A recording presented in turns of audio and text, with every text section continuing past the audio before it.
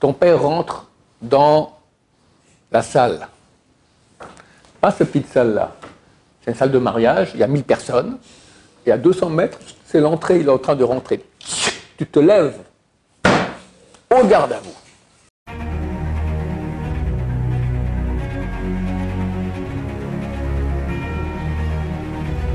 Ce jour est dédié pour l'élévation de l'âme de Kolet Rivka Bat Mesoda, la protection du peuple d'Israël, Bezrat Hashem. Ok, on a lu les 10 commandements, Parashat Yitro, et il y a un commandement qui est super difficile, peut-être le plus difficile de toute la Torah, et super important. Kibud Avim, honorer son père et sa mère. Les gens ne se rendent pas compte de l'importance de cela, la difficulté de cela. On va citer quelques petites lois bientôt là durant ce cours. Vous verrez que la barre elle est très très très haute, très grave, très importante. Un point tel que dans le Talmud, Rabbi Yochanan il dit bienheureux les orphelins. C'est mieux d'être orphelin qu'avoir les parents. Parce que si tu as des parents, c'est presque évident que tu vas transgresser ces lois-là. Et c'est terrible. D'un autre côté, plus tu vas pratiquer ces lois-là, mieux c'est. Il y a 2 lois dans toute la Torah qui annoncent une partie, en tout cas, de la récompense de celui qui les pratique.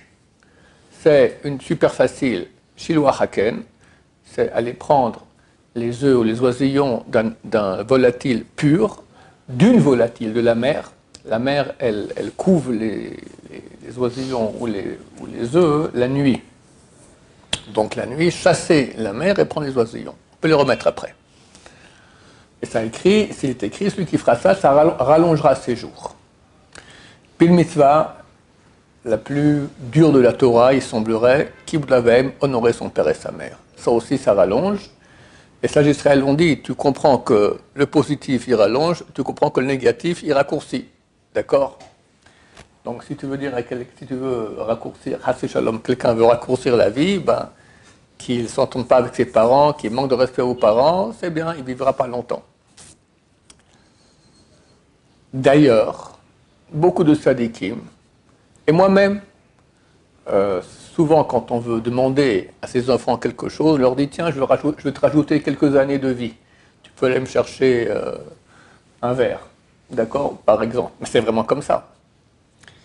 Et il est préférable, beaucoup de sadikim agissaient comme ça. J'ai eu le Rav Ben Bashaoul lui-même, le Zatzal, qui était la grande génération.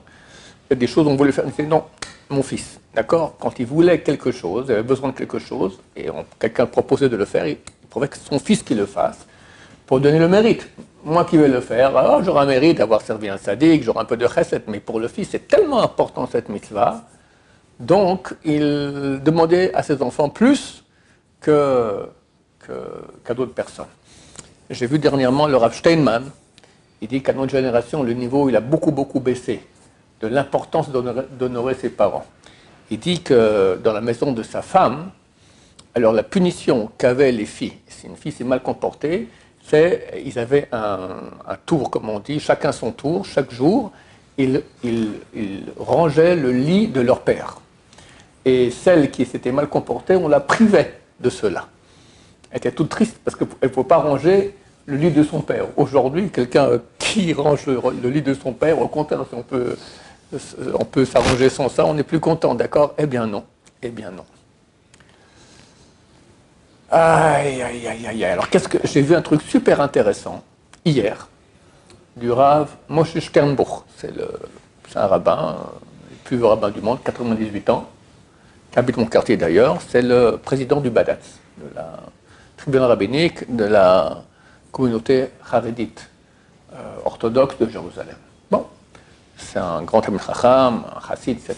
Et lui, il a beaucoup fréquenté les rabbins des générations passées.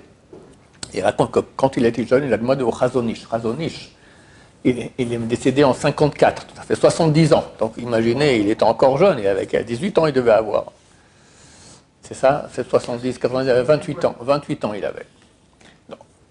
Ou moins, d'accord, ou moins. Il a demandé au Chazonish, si je veux choisir maintenant une femme, quels sont les critères, quelles sont les qualités que je dois chercher. Première qualité que le Chazon Ish, c'était un ange qui est venu sur terre, un sadique énorme. Il a les premières qualités qu'il honore ses parents. Or, personne ne fait attention à ça. On regarde si elle est mignonne, on regarde si elle est gentille, on regarde qu'est-ce que j'en sais moi, c'est la Yirat Shamayim. Mais sur le terrain, c'est ça qu'il faut voir. Parce que s'il n'honore pas ses parents, déjà, il faut comprendre quelle est la... À part les choses très hautes qu'il y a sûrement dans cette mitzvah, il faut comprendre quand même que le 5e des 10 commandements, Dieu ordonne, j'existe, il n'y a pas d'autre Dieu que moi, tu ne veux pas prononcer mon nom en vain, Shabbat et Kibboud Avem. C'est ça les 5 premiers commandements. J'allais dire des choses super importantes. Ça passe avant l'assassinat, ça passe avant l'adultère, ça passe avant le kidnapping, ça passe avant manger du porc, ça passe avant Kippour. 5e des 10 commandements, qu'est-ce qu'il y a de si important là-dedans? En première chose, comme on l'a déjà dit dans d'autres cours, les deux tables, la première table concerne les relations entre l'homme et Dieu, et la deuxième table concerne les relations entre l'homme et son prochain. Or, paradoxalement, on voit que le 5e commandement, qui est celui d'honorer ses parents, il est dans la première table. Or, il semblerait que c'est une relation entre l'homme et son prochain, d'accord, par rapport à mon père. Eh bien non, on l'a mis dans la table des relations entre l'homme et Dieu pour te dire la relation que tu as entre toi et tes parents, c'est comme entre toi et Dieu. Ça veut dire pour toi ce sont des dieux. Des dieux. Et pourquoi? Parce qu'ils t'ont créé. Ils sont associés, c'est marqué qu'il y a 3 associés dans la création de l'homme, papa, maman et Dieu. Et donc ils sont associés, donc il y a une certaine égalité.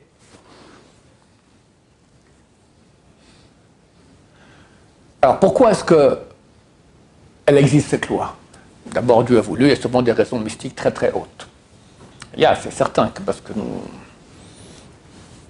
ce que nous sommes, c'est grâce à nos parents. C'est clair. Mais au-delà de cela, il y a une base juive super importante, à propos de laquelle je dirais Zichron Livracha de mémoire bénie. La reconnaissance du bien.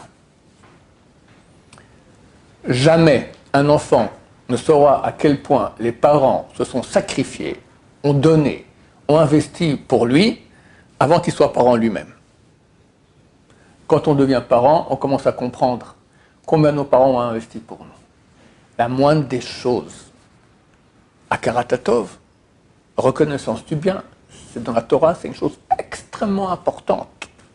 C'est pour ça, d'après le sens simple, je dis, sans parler des considérations mystiques, etc., tes parents t'ont mis au monde, moindre des choses, tu leur dois tout. Tout. Comme tu dois à Dieu, tu dois à eux aussi. Je vous racontais l'histoire de Zacharia ben Yehoyada. C'est pas le Zacharia, le prophète qu'on a dans les prophètes. Les petits prophètes, là-bas, on appelle Zacharia. C'est pas lui. Mais c'est un prophète quand même. C'est quoi son histoire? Il était le fils de Yehoyada. Et Yehoyada était le Kohen Gadol. Et à l'époque de Yehoyada, il y a une femme mécréante qui était dans la royauté, qui était la femme du roi. Elle s'appelait Athalie. Elle a tué tous les descendants du roi David. Qui est plus descendant du roi David. Maintenant, le Kohen Gadol, comment il s'appelait, Yehoyada, il a caché un des enfants, il a tué 70 personnes, je me souviens bien, il a caché un petit enfant de 8 ans, si je me souviens bien, dans le sang des saints. Et comme ça, Athalie n'a pas pu le tuer. Et le gosse, il a habité dans le sein des saints pendant des années. Chose qui est tout à fait miraculeuse, parce qu'on sait que le Kohen Gadol, quand il rentrait dans le sein des saints, des fois il ne sortait pas, il mourait sur place, parce qu'il n'était pas suffisamment parfait. Et des fois il sortait, mais il ne finissait pas son année. Le deuxième temple, il a existé pendant 420 ans. Pendant ces 420 ans, il y a eu un Kohen Gadol qui a vécu 80 ans, Rabbi Yochanan Kohen Gadol.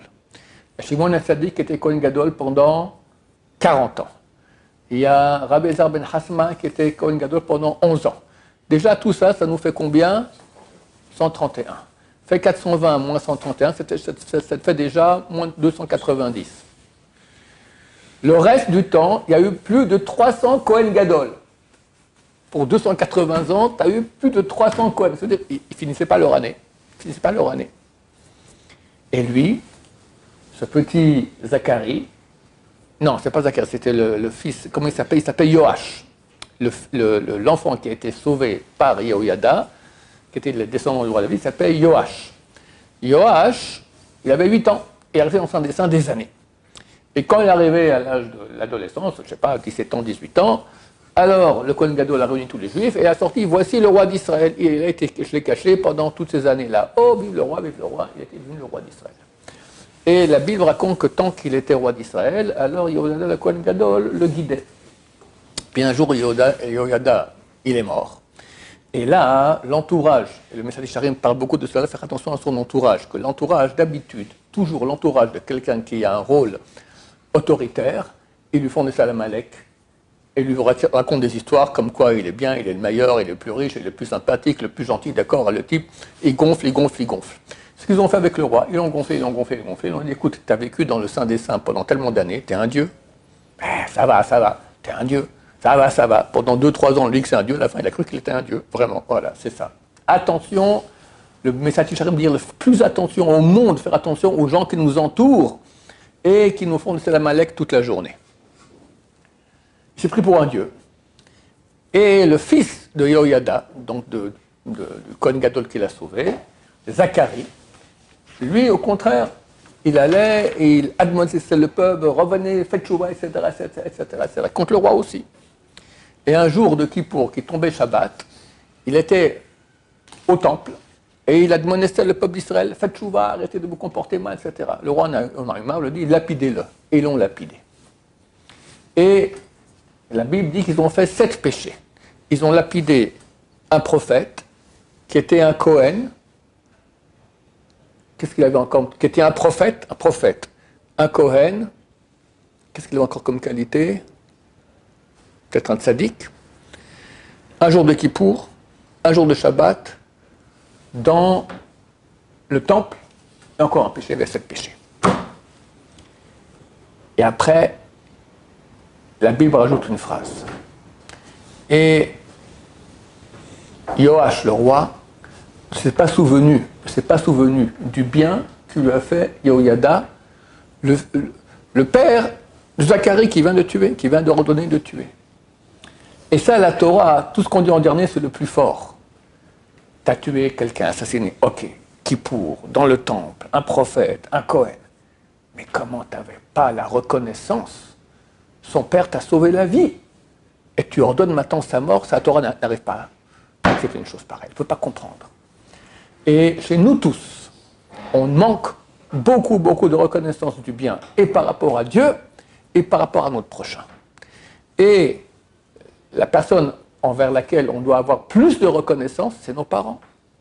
Donc c'est complètement logique. Une fois, le Rabbi Shimon bar Shaul est venu en Chiour et dit, je suis bouleversé. Bouleversé de quoi? J'étais manger chez des gens et j'ai vu la fille qui a demandé à sa mère, maman, si ça ne te dérange pas, tu peux me passer le sel? Quoi? Une fille demande à sa mère, s'il te plaît, maman, si ça ne te dérange pas, tu me passes. Mais c'est quoi? C'est ta servante? Vous comprenez où on est? Si ta mère veut te faire à manger, tu dis non.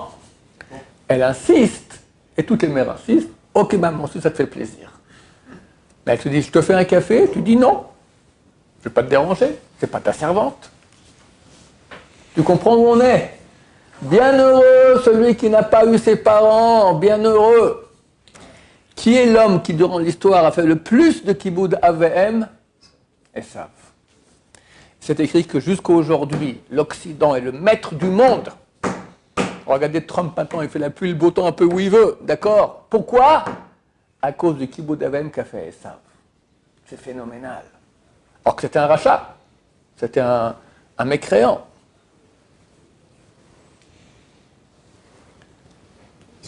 Oui. Comment se comporter avec des parents qui ne veulent pas nous aider? Alors, il faut comprendre que cette histoire n'a pas été donnée si on a des gentils parents. Des gentils parents qui s'occupent de nous, ils sont sympathiques et tout ça. Ça, c'est normal. C'est-à-dire, on est des êtres humains, quelqu'un qui est gentil avec toi. Et il a tellement investi pour toi dans la vie, un minimum de reconnaissance. Cette mitzvah, elle a été ordonnée dans les cas où on a des parents insupportables. des ordures. Des ordures. Même des parents qui ont frappé leur enfant, ont été affreux, abandonné l'enfant. Il y a une obligation sacro-sainte de Kibbutz Avim. Obligation. Si à la maison ça ne va pas, il faut savoir que beaucoup de parents, ils rendent les enfants fous. Carrément, c'est vraiment des tortionnaires. La solution, c'est que l'enfant quitte la maison.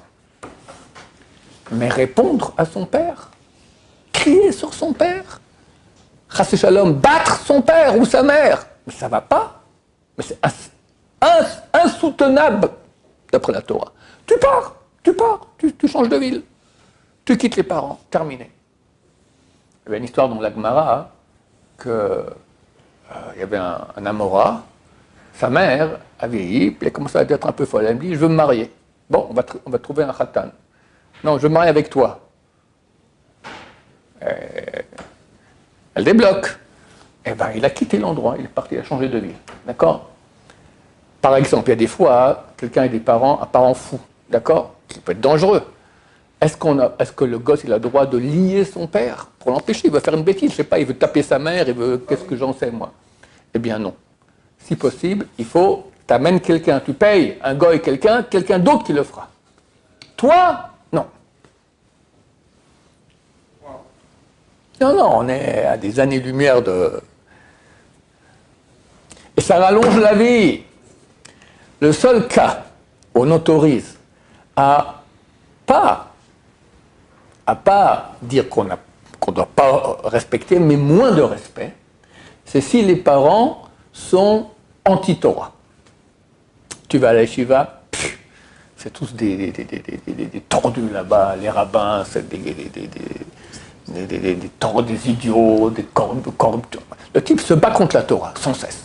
Là, alors, tu n'as plus toutes les lois de Kibbutz Avim, dont je vais parler un peu, qui d'abord est très très haute, on baisse. Mais tu n'as pas le droit de les insulter, tu n'as pas le droit de leur crier dessus, tu n'as pas le droit d'avoir un manque de respect comme un non-juif. Un non-juif, il a l'obligation d'honorer ses parents aussi. Combien? Comme ont l'habitude les bons non-juifs d'honorer leurs parents. D'accord? Des relations normales. Ça, seulement si tes parents sont des anti-Torah. Mais si ils ne sont pas anti-Torah, bien que ce soit des gens, des tortionnaires, tu as toute l'obligation dans tout l'édifice énorme de respect à ses parents. Solution, partir. Partir. On ne va pas t'obliger à être tordu, d'accord, à être torturé. Oui. Vous avez dit que ce qui est le plus puissant, c'est ce qui arrive en dernier. Ouais. On voit dans l'étape de la loi que c'est le cinquième, c'est le dernier de... Pas dans l'étape de la loi. D'accord, dans la halakha, si le Shulchan Aruch donne deux avis, on va d'après le deuxième avis. D'accord, parce que c'est la conclusion. La table de loi, ce n'est pas la conclusion. Dans ce verset-là, c'est où il y a eu ça, et ça, et ça, et ça, et en plus, il n'a pas la reconnaissance du bien au fils de celui qui l'a sauvé la vie. Ça, c'est insoutenable pour la Torah. Bon, qu'est-ce qu'on a encore à dire là-dessus? Je reviens quand même pour dire tout ce que le Chazon Ish, quand le Rav Sternbuch, le Chazon Ish, qu'est-ce qu'il fallait aux qualités pour la femme pour se marier. Première chose, donc, qu'elle fasse Kibbutz Avim. Ça veut dire qu'elle a la reconnaissance du bien. Qu'elle a des bonnes qualités. Il y a des cas où des parents ne veulent pas que leur fille se marie avec un type qu'elle a rencontré. D'après la halakha, elle ne doit pas écouter les parents. Elle peut se marier avec quelqu'un d'autre. Mais, et ce mais est super important, les filles de bonne famille écoutent leurs parents. Bien qu'elle ait le droit de se marier avec qui elles veulent, et ce n'est pas les parents qui vont leur dire quoi faire.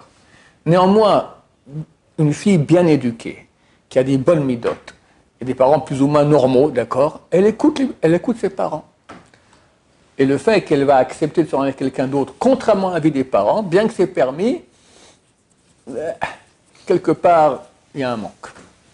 Donc, première qualité, Kibbutz Avim, honorer ses parents. Deuxième qualité, que le Chazon Ish a dit au Rav Sternbuch, il lui a dit qu'elle ne soit pas aksanite. Aksanite, c'est têtue. Parce qu'une femme têtue à la maison, tu iras au paradis. c'est marqué qu'un homme qui a une femme mauvaise sur terre, il va droit au paradis, tellement c'est difficile. Ça, c'était pour quand même dire les choses importantes que le Razon Ish a dit au Rav Sternbourg. On continue sur Kibboud Avem. Je vous donne quelques halakhot que je donnais dans les cours précédents aussi, mais pour que vous compreniez un peu à quel point la barre elle est haute. On n'a pas le droit de dire le contraire que ce que notre père ou notre mère dit. Si par exemple mon père dit le président des États-Unis c'est Poutine, tu dis oui papa. Ça va loin. Ça va loin, hein, ça va très très loin. Mais si on sait que c'est bien pour lui de savoir la vraie information. Si c'est bien, tu peux lui dire, papa, tu veux que je te dise qui est le président des États-Unis? Il dit non, ça va, je sais, laisse-moi tranquille. Pas mal de faire Tu lui dis, voilà, tu peux susciter. Même s'il dit la Torah, c'est une bêtise. Non, c'est quand il parle de la Torah. Si c'est un anti-Torah, on peut dire le contraire de ce qu'il dit. Ouais.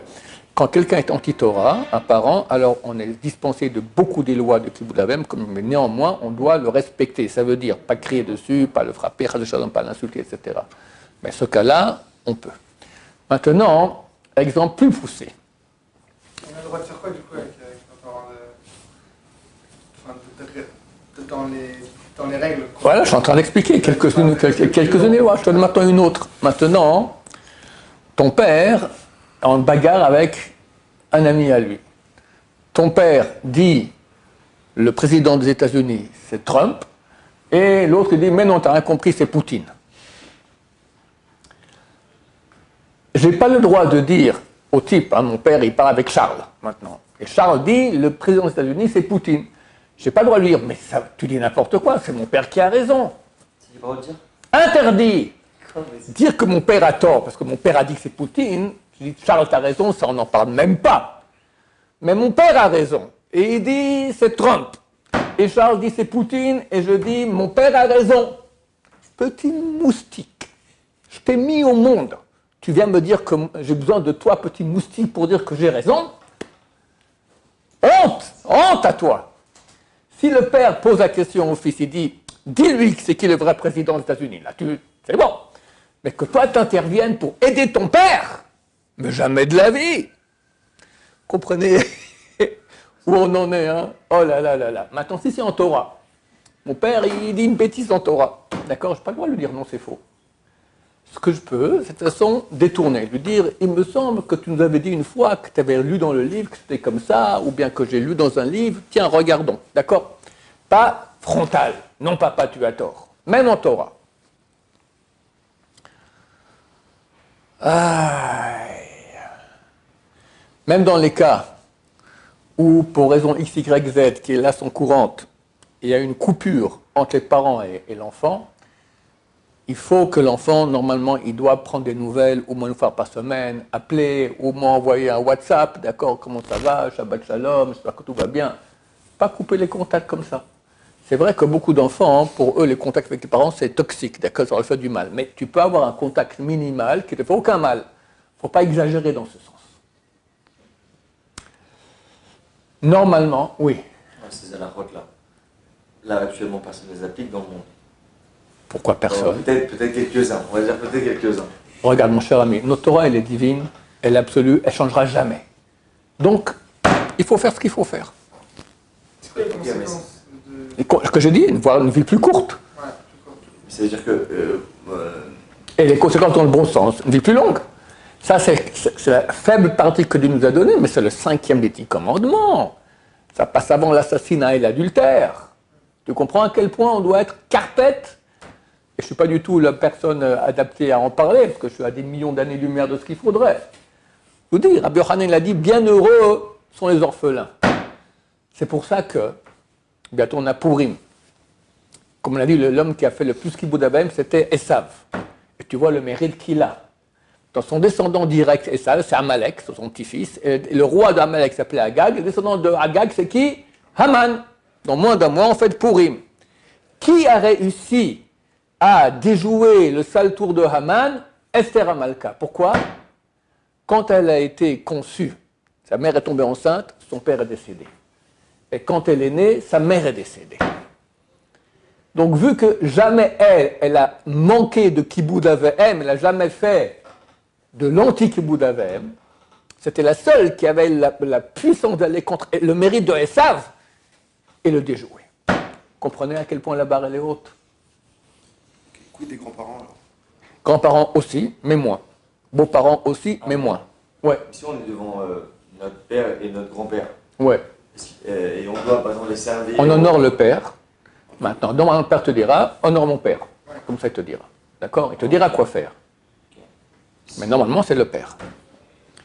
Maintenant, parlons des lois que personne ne pratique, mais qu'il faut pratiquer. Ton père rentre dans la salle. Pas cette petite salle-là. C'est une salle de mariage, il y a 1000 personnes. Et à 200 mètres, c'est l'entrée, il est en train de rentrer. Tu te lèves. Au garde à vous. Et tant qu'il ne s'est pas arrêté, tu restes debout. Il se lève. Il va aller prendre maintenant une pizza sur le buffet. Tu te lèves. Il s'est arrêté à la pizza, tu t'assieds. Il revient, tu te lèves. Je vais te dire, ça c'est encore facile. Le dur, c'est le repas de Shabbat. Une maîtresse de maison, elle se lève de la table à la cuisine, aller-retour, en moyenne 50 fois par repas. Minimum. Chaque fois, les enfants, clink, tout le monde debout. Elle a quitté le salon, rentre dans la cuisine, tu t'assieds. Elle revient, clink, debout. Elle s'assied, tu t'assieds. Elle se relève, clink, debout. Les Ashkenazim, ils font ça 2 fois par jour. Se lever comme ça. Ils disent, on va faire plus d'honneur à nos parents qu'Hachem. Hachem, on fait 2 fois Kriyat Shema. Shema du matin, Shema de l'après-midi. On l'honneur, donc là où c'est les parents, on fait 2 fois. Une fois le matin, une fois le soir. Les Saradim, même 1000 fois par jour se lever. D'habitude, aujourd'hui, à notre génération, les parents disent, bon, ça va, assieds-toi. S'ils ont dit ça, tu restes assis. Mais, tu crois que c'est si facile? S'il y a des invités qui ne sont pas au courant de l'autorisation, tu te lèves. Ils vont dire, c'est quoi ce fils-là? Insolent avec ses parents. C'est du sport. Tu peux dire, fais du sport. Tu peux dire à l'invité, mon père m'a donné l'autorisation de rester assis. Mais je ne sais pas si ton père veut ça. Peut-être ton père, il veut qu'en public, oui, tu lui fasses les honneurs. D'habitude, les parents ils disent, c'est bon, reste assis. Mais quelque part, ça leur fait plaisir quand même. Donc, être au courant de cela et pratiquer bien comme il faut. Maintenant, je vais faire un très court, mais encore beaucoup de lois. Oui. Même si les décrets, c'est des décrets des Khalim, c'est vrai? Non, c'est tout d'Oraïta. C'est le 5e du commandement. Honorer, c'est quoi honorer? Tu le fais un salam alek. C'est tout ce que les sages d'Israël ont dit. C'est de la Torah. D'accord. Ok.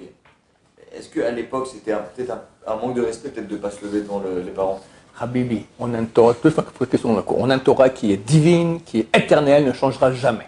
Il se peut que dans le ciel, on va juger avec des circonstances atténuantes, le type qui ne se lève pas, plus qu'il y a quelques siècles ou quelques millénaires. Peut-être, mais ça reste une loi dans toute sa vigueur.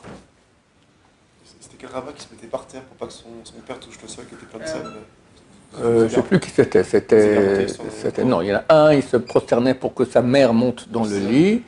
Le sol était en sable. Et un, il disait à sa mère ou à son père de mettre les pieds sur ses chaussures pour ne pas passer dans une flaque. Oui, absolument. Stop, messieurs. Voilà, maintenant il faut apprendre ces lois. Il y a beaucoup de lois. À l'époque, on a fait toute une série de cours. Allez sur Internet, vous pouvez voir sur les lois. Il y a beaucoup de choses qui concernent cela. Et il y a aussi l'honorer une fois qu'il est décédé. Il y a toutes les lois concernant un père qui est décédé. Première année, chaque fois qu'on rappelle son père, on doit dire Aren et Kaparat Mishkavo, ou sa mère. Je suis l'expiation de sa mort. D'accord? Ça veut dire que il aurait été préférable que je meure moi pour pas qu'il meure. Quelque part, par le fait qu'il soit mort, il m'a laissé en vie. Ouais, il y a toutes les choses qu'il faut savoir, faire le Kaddish, etc. Parler sur eux en bien. Et comme écrit les livres, le plus grand kavod qu'on peut faire à ses parents, c'est qu'on soit un Talmid Chacham, un bon juif, comme Dieu aime, qui fait du bien autour de soi et qui étudie la Torah. Oui.